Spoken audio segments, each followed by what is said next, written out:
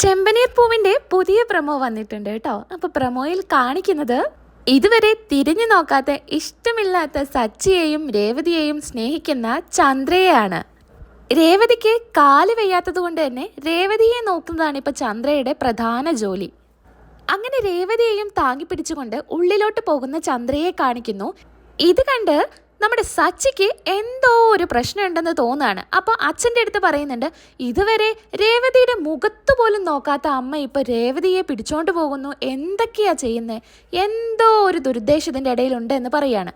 എന്നാൽ ഇതെല്ലാം നോക്കി ചിരിച്ചുകൊണ്ട് നിൽക്കുന്ന അച്ഛമ്മയെയും കാണുന്നു. പിന്നീട് പ്രമോയിൽ കാണിക്കുന്നത് രവിയും ചന്ദ്രയും കൂടെ സംസാരിക്കുന്നതാണ്. രവി പറഞ്ഞു കൊടുക്കുന്നുണ്ട്, പൈസ കിട്ടാൻ ഞാൻ നിനക്കൊരു എളുപ്പ വഴി പറഞ്ഞു തരാം. നീ രേവതിയെ പോലെ നല്ലൊരു മരുമകളാവ്, അപ്പം നിനക്ക് എന്തായാലും പൈസ ചോദിക്കാൻ എളുപ്പമായിരിക്കും. അച്ഛമ്മ, അതായത് അമ്മ തരുകയും ചെയ്യുമെന്ന് പറയണം. ഇത് കേട്ട് ചന്ദ്ര ഇതുപോലെ തന്നെ ചെയ്യാമെന്ന് തോന്നുകയാണ്. രവി ചന്ദ്രക്കിട്ടൊരു പണി കൊടുത്താന്ന് ഇതിന്ന് തന്നെ മനസ്സിലാവുന്നുണ്ട്. അങ്ങനെ പിന്നെ ചന്ദ്ര നേരെ രേവതിയുടെ അടുത്തോട്ട് പോവാണ്.